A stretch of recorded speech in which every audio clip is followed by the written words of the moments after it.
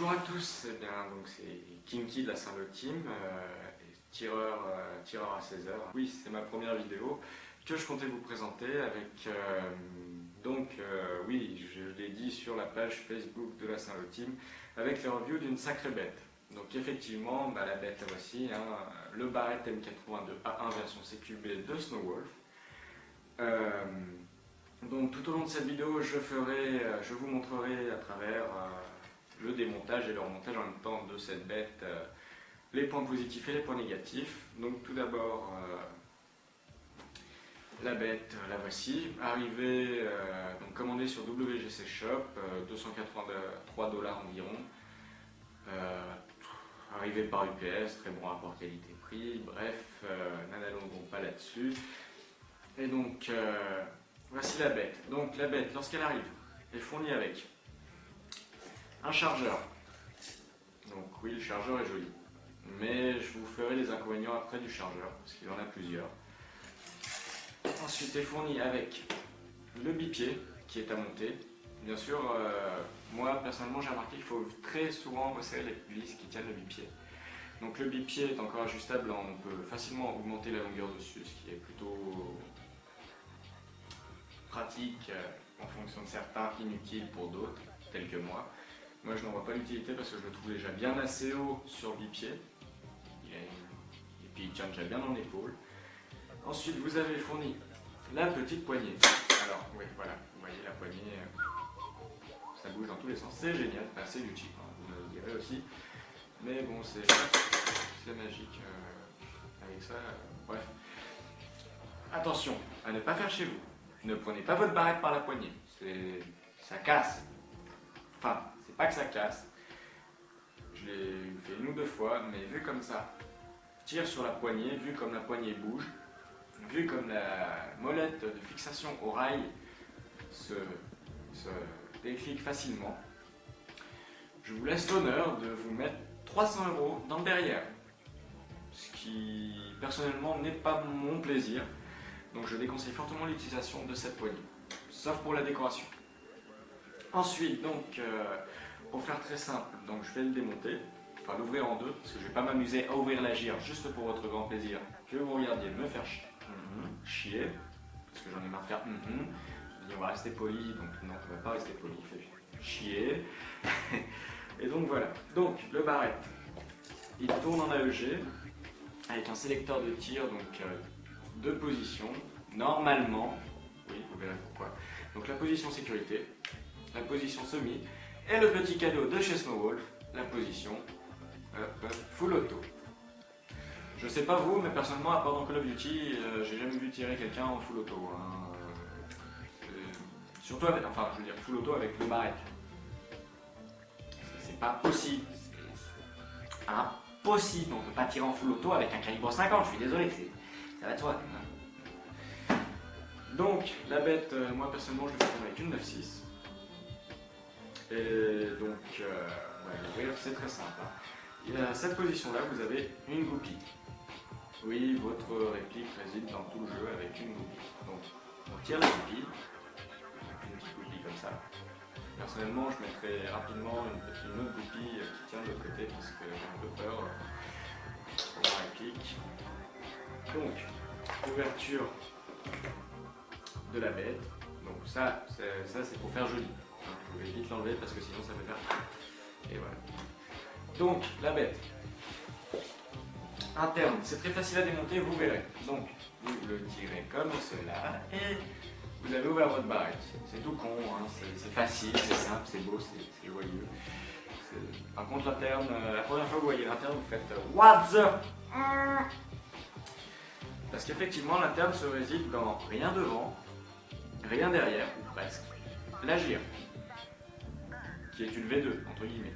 D'ailleurs, donc, je parlais du chargeur, j'y pense avec la gire. Les défauts du chargeur. Donc la gire est une V2. Une V2 principalement mise sur les fusils type M16, M4, etc. d'origine. Donc en fait, vous avez la gire d'une M16A1 dans votre Barrett, ce qui est plutôt bizarre. Ensuite, vous avez dans votre chargeur Donc déjà j'en ai acheté 3, ma grosse erreur, parce que je pensais que c'était des big caps, et en réalité, c'en est pas. Voilà, j'ai horreur des caps, hein. Excusez-moi tous ceux qui jouent avec des high caps, mais personnellement le bruit de... Je peux plus.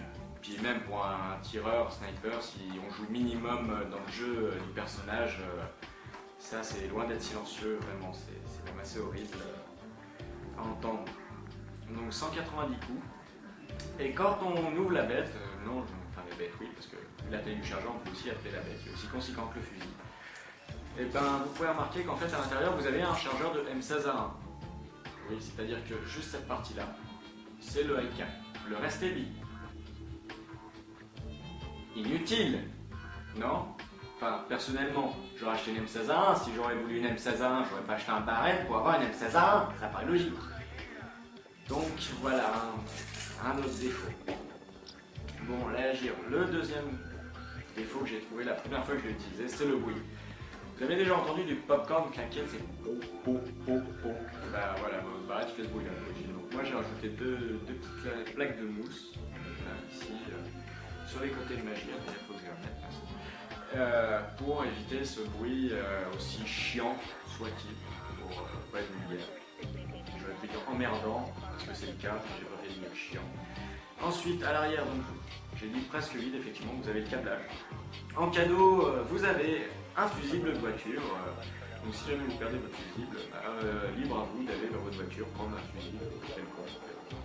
Les essuie-glaces, ça sert à rien les essuie-glaces, mais d'accord. Là, prenez votre truc d'essuie-glace. Et quand il pleut, et écoutez, vous avez toujours votre barrette dans votre voiture, comme et vous changez le fusible, voilà. Ou sinon, vous allez chez Citroën. Enfin bref. Donc voilà. Bien sûr, toujours resserrer les petites vis qui tiennent la carlingue. D'ailleurs, ce qui attache, c'est chiant, vu qu'environ ici, là, on a deux petites vis qui se desserrent assez souvent, qui sont facilement resserrables avec un tournevis. Le problème, c'est qu'on a deux vis ici. Et ici, on a la gire. Pour resserrer ces deux petites vis, vous devez vous faire chier à démonter la girebox. De l'autre côté, c'est pareil. C'est ennuyeux, c'est du cheap, c'est mal pensé, je le nie pas. J'aurais dû y penser avec mon achat. Ensuite, on les démonter. Donc, pour la remonter, c'est tout aussi chiant la première fois quand on ne sait pas. Donc, ça va être très simple, je vous montrer. Donc, la partie, toujours mettre la partie ici, enfoncer le bloc upper.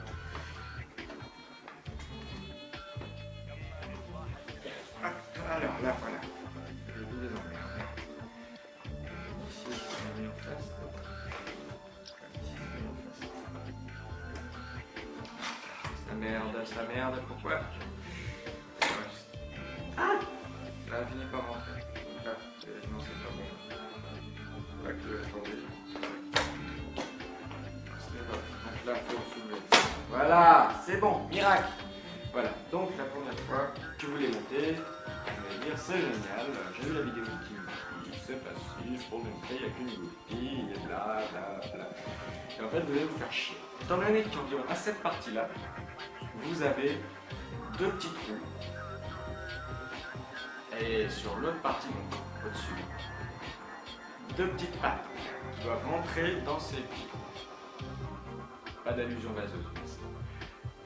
Donc, la première fois que vous le démontez, vous forcez, vous dites putain de allez bip bip bip et hop, poussez sur tous les mots vulgaires qui peuvent être dits.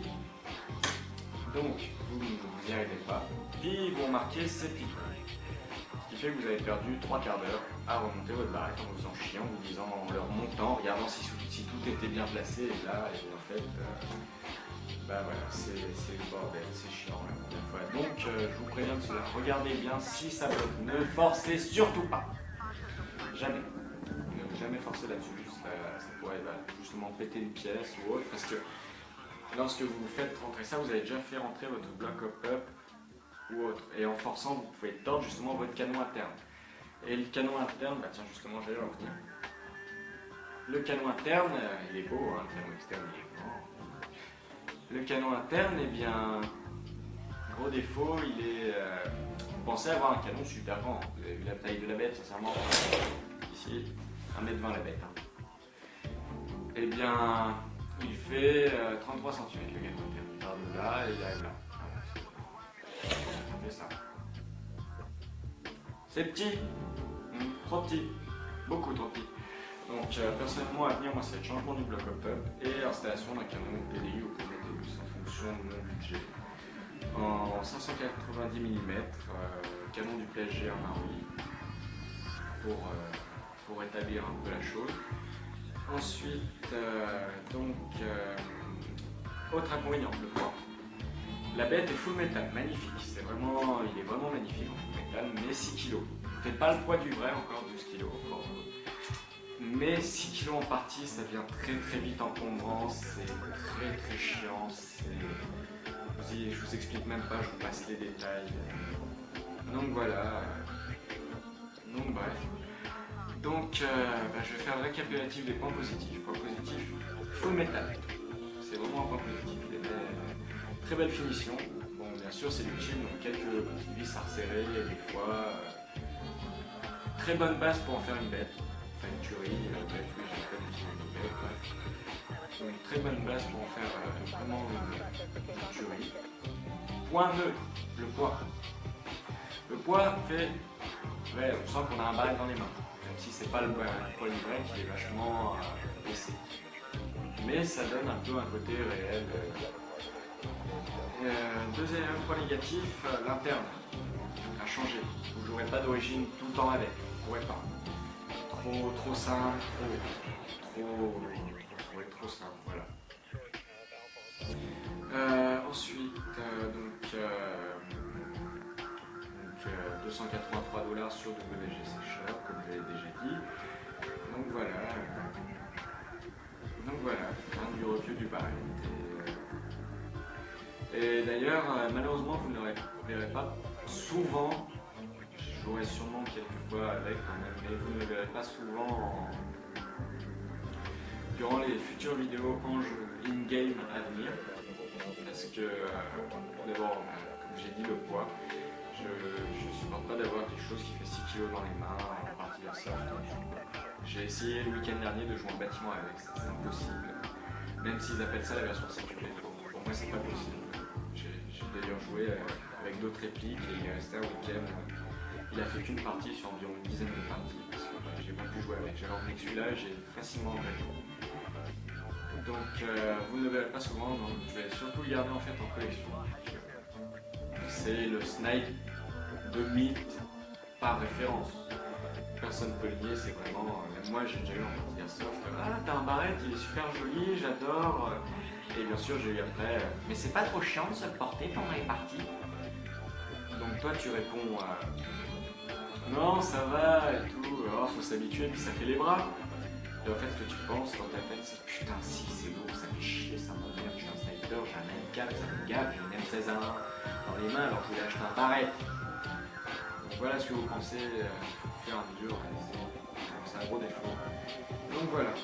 Donc pour la prochaine vidéo, qui je pense ne tardera pas, j'hésite à faire soit un review de mon AWF308 qui se trouve juste en bas, ou alors d'une de mes tenues. J'hésite encore, ma tenue Navy Seals, inspiration Task Force, une tenue simple. Ou alors ma tenue, comme vous pouvez voir derrière, mon camouflage Islam russe pour une inspiration du jeu vidéo Stalker en liberté. Donc je verrai en fonction de mon temps et de ce que je pourrais faire. Donc, voilà. Bon et bien surtout, n'hésitez pas à vous abonner, c'est gratuit, c'est pas payant. Non, je vois sûr c'est pas payant. Bref, donc abonnez-vous et puis j'espère à la prochaine. J'espère qu'elle vous a plu.